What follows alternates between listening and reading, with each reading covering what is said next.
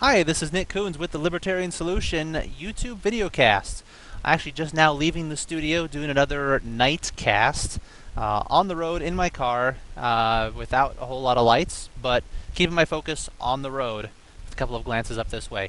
Wanted to talk about an email that I got from a listener just recently regarding our discussion about British Petroleum and the oil spill. Of course, that's a popular topic at the moment. And he suggests that because of government favoring certain companies for oil, giving them sort of an oligopoly where you have very few companies allowed to compete, that they might not have the incentive to be environmentally friendly. That's certainly possible. That's probably not the angle that I would take because I don't think companies have much of an incentive to be environmentally friendly from a public relations standpoint, especially companies like BP. I mean, who goes out and buys British Petroleum? Consumers don't really. Not that I know of anyway. I go to, Shell or AMPM or the gas station around the corner.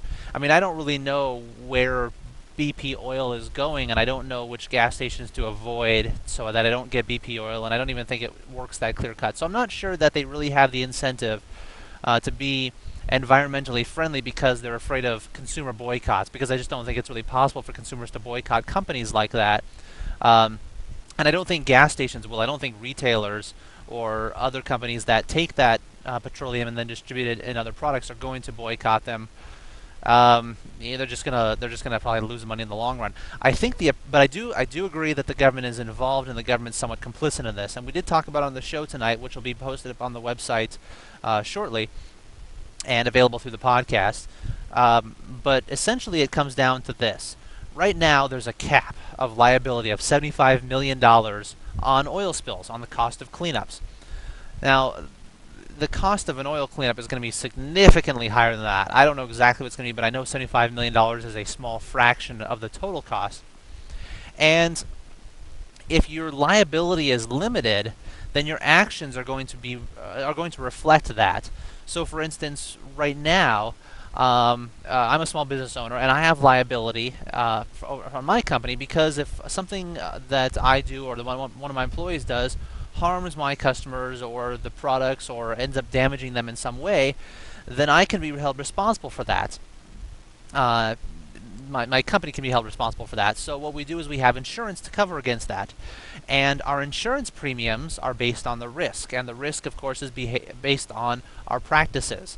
So for instance, if we have a relatively safe environment and we have otherwise a low risk of causing harm to people, then our insurance premiums are going to be very low. So we have an incentive to make sure we're being responsible, not because we have some kind of conscious, but just in a pure economic sense, that it keeps our costs down if we're responsible. The cost of being safe and not having to put in insurance claims is very cost saving. I guess it's very efficient from an economic standpoint.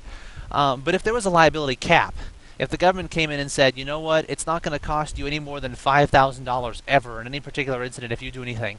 So if someone comes into your store and you have this massive puddle that they trip and they fall and they break their back and they hit their head and they've got to have surgery that costs $1 million in order to save their life, all you got to do is pay the first $5,000. You're not liable for the rest of it.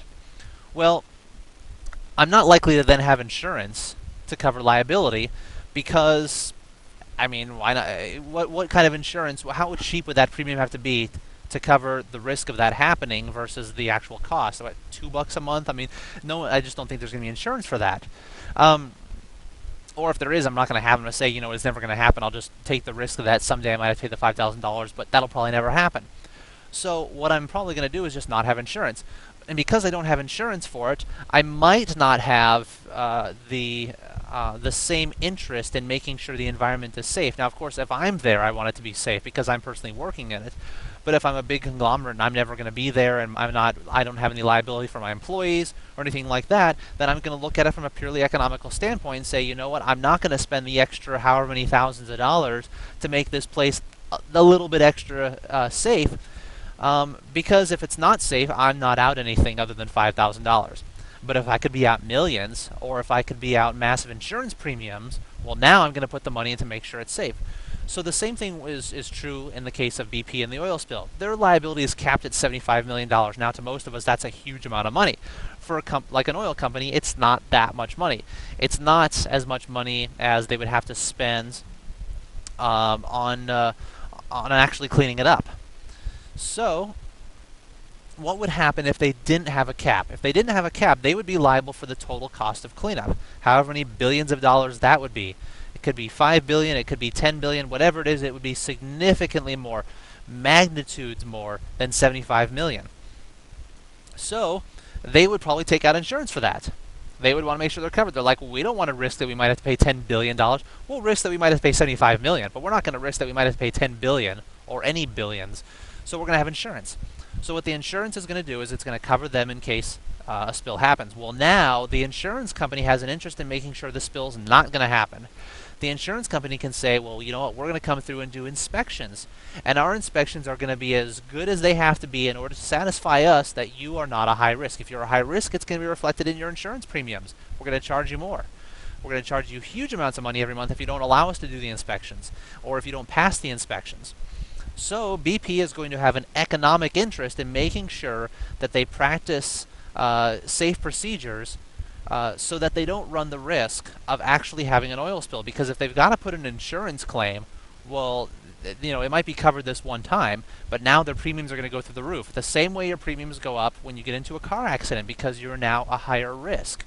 So the cap, the government getting involved in the first place, can be seen as a large cause of this problem, where they're capping the liability. Capping the liability of anything is a problem. If you cap the liability of someone, then you reduce the responsibility. It means you're assuming the responsibility. So if BP only has to pay $75 million, then it means someone else has got to pay the rest of that, or it just doesn't get cleaned up. And so let's say it gets cleaned up and that gets spread over to the taxpayers.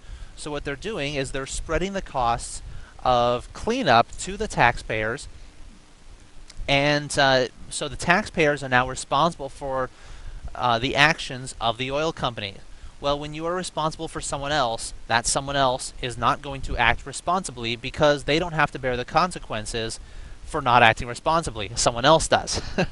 So that's my take on it. I think that this whole thing stems from the cap, or at least a big part of it.